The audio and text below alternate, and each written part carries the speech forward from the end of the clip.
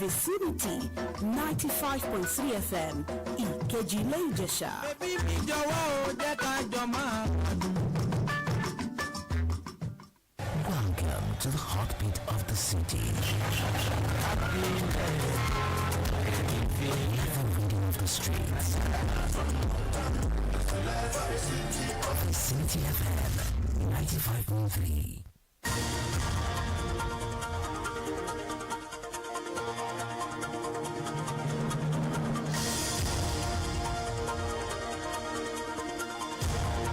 This is Vicinity 95.3 FM, Ìkejìlé Ìjẹ̀ṣà. I'm AISHA IBRAHIM with News Nationwide. First, the headlines. Court sentenced IPOB leader Nnamdi Kanu to life imprisonment for terrorism. Osun Youth Group appeals to state government to reopen Amotekun office.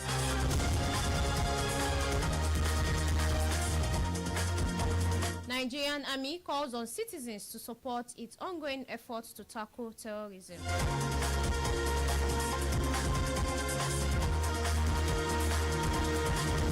Now the news in full.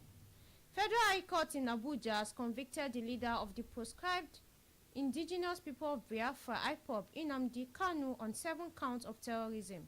Justice James Omotosho, delivering the judgment in Kanu's trial on Thursday, found him guilty on all counts in charge brought against him by the prosecutor, Department of State Services, DSS, noting that the prosecution led sufficient credible evidence to establish its case against Kanu. Justice Omotosho found Kanu guilty of charges which include leading a proscribed group, engaging in acts of terrorism, killing security operatives, property destruction, concealing information, and importing an unregistered radio transmitter.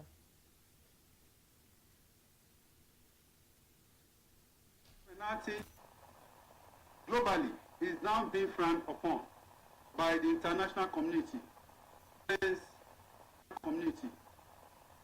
Consequently, and in the interest of justice,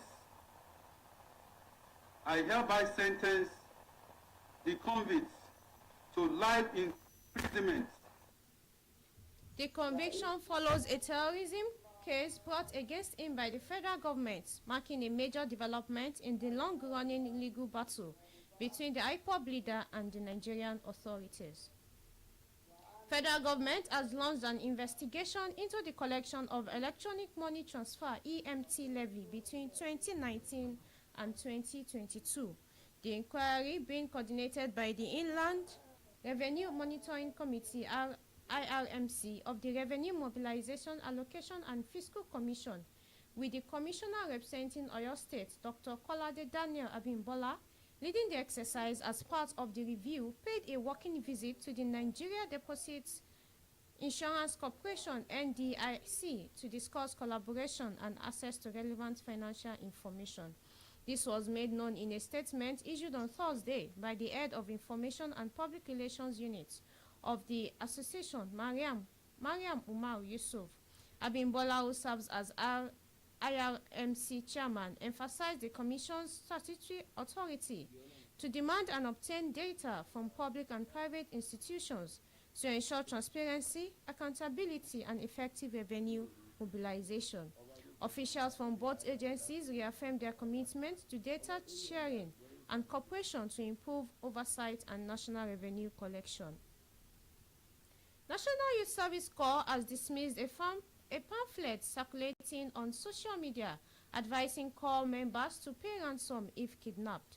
In a statement released on Thursday on its X handle, the NYSC stated that the document is fake, clarifying that though a consultant presented a similar draft in 2021, it was never approved or adopted as official policy. The scheme reaffirmed its commitment to the safety of Corps members and staff, noting it continues to collaborate with security agencies to enhance protection amid rising security concerns nationwide. NYSC urged the public to disregard the circulating document, stressing that it does not represent its stance on security. Oyo State government has reopened the Covenant College of Health Technology and Medical Science in Apata, Ibadan, after confirming that the institution now meets all accreditation requirements. The school was sealed on October 6 by a team from the Oyo State Ministry of Health, led by Dr. Kainde Oyebode, over allegations that it was running unapproved programs not recognized by the Nursing and Midwifery Council of Nigeria, or the ministry. However, after a follow-up inspection on October 8th, the closure was lifted when officials clarified that the college had aligned its courses with approved national health training standards. Speaking to journalists, the college chief executive officer, Reverend Dr. Mercy Ajani, in a media chat with newsmen, announced that the institution now has full accreditation from the Oyo State Ministry of Education and has strengthened communication with all relevant health authorities. She emphasized that admissions for the 2025-2026 section will be limited strictly to accredited health programs. The management expressed gratitude to Oyo State government and key ministries for their swift intervention and reaffirmed its commitment to offering only recognized and properly regulated health training courses. Speaker, Youth Assembly of Nigeria, Osun State Chapter, Fatomi Dare Ahmad, has appealed to the state government and Osun State Commissioner of Police, IBRAHIM, to reopen Amotekun office, considering the current security challenges in the country. He stated that the reopening of Amotekun office would greatly enhance security consciousness and strengthen community protection across the states. He also pointed that while it's important that any offenders within the Corps face the full weight of the law, it is equally important that the operations of Amotekun continue, insisting that proper sensitization and retraining should be provided to ensure that officers operate within the confines of the law, even when provoked or tempted by unruly individuals. Ahmed acknowledged the numerous security threats the Amotekun Corps has prevented and the positive roles they play in safeguarding Osun communities. You are listening to Vicinity 95.3 FM, transmitting live from Ikejile, Ijesha. News Nationwide will continue shortly. Sports, Towards Lukaku. entertainment, politics, all on your darling station, Vicinity 95.3 FM, Ikejile, Ijesha.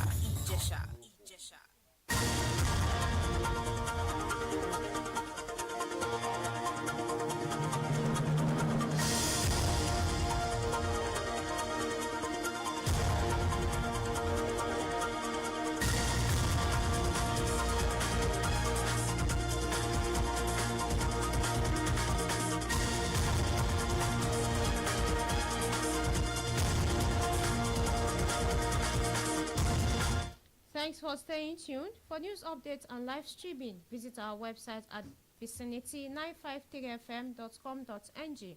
You can also provide us information via email at vicinitynewsroom@gmail.com or call 081-4365-8302. Now the rest of the news. National leadership of the Christian Association of Nigeria, CAN, on Thursday has condemned the attack on Christ Apostolic Church in Eruku, Ekiti local government area of Kwara State, saying it is heartbreaking and deeply troubling.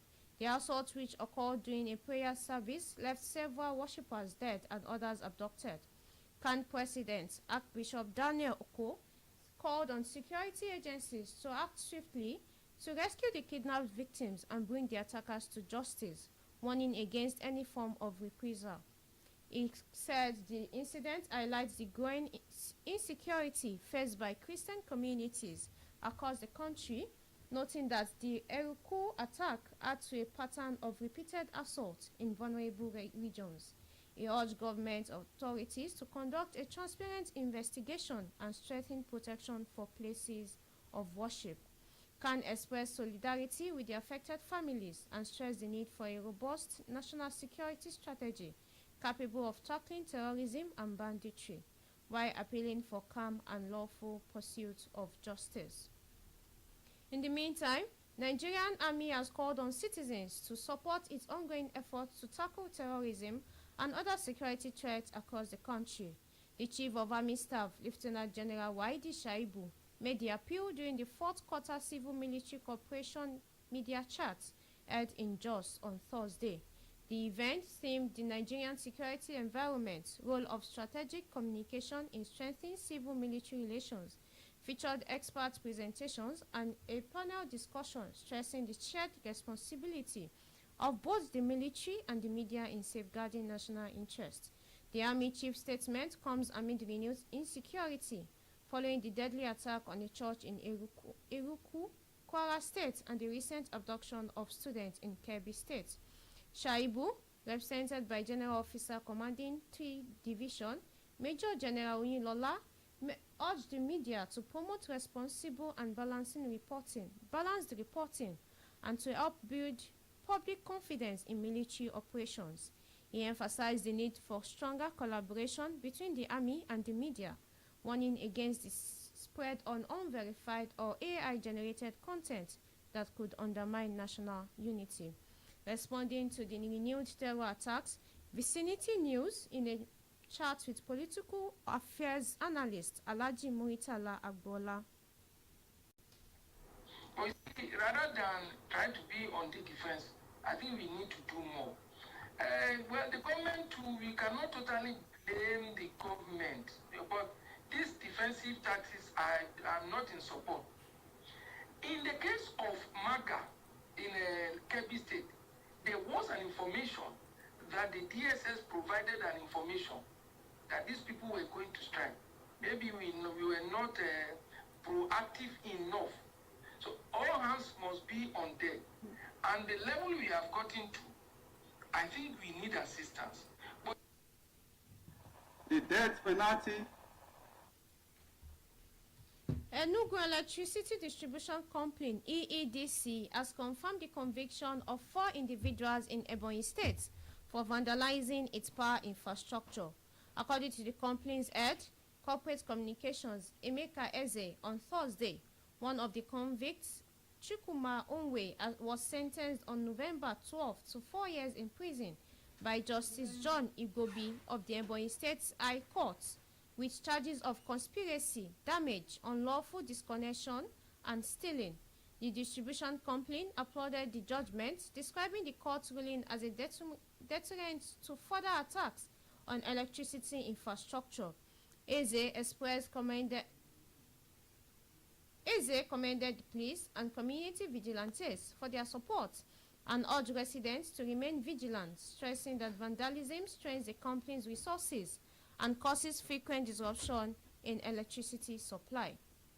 A bit of sport. Team Nigeria has boosted its medal awarded at the 6th Islamic Solidarity Games in Riyadh on winning 2 additional gold medals. Christiane Ogunsoya dominated the 53 kg wrestling final with an 11-1 victory, while the women's 4x400 meter relay team, Badatoyi, Ezechukwu Miracle, Omokwe Maria, and Iwike Cynthia winning a gold medal in 44.27 seconds. Nigeria also added 2 silver and 3 bronze medals to its tally across athletics and wrestling events. To end news nationwide, another look at the headlines. Federal High Court in Abuja has convicted the leader of the proscribed indigenous people of Biafra, IPOB, Nnamdi Kanu, on 7 counts of terrorism. We told you that Speaker, Youth Assembly of Nigeria, Osun State Chapter, Fatomi Dare Ahmed, has appealed to the state government and Osun State Commissioner of Police, IBRAHIM, to reopen Amotekun office, considering the current security challenges in the country. Lastly, you heard Nigerian Army has called on citizens to support its ongoing efforts to tackle terrorism and other security threats across the country. The Chief of Army Staff, Lieutenant General Waidi Shaibu, made the appeal during the 4th quarter civil-military cooperation media chat held in Jos on Thursday. And just before we go, the last line. The question isn't who is going to let me, it's who is going to stop me. That was News Nationwide. It was edited by Oluwafunke Israel. I'm Aisha Ibrahim. Many thanks for listening. Good evening. Music. Sports. In towards Lukaku.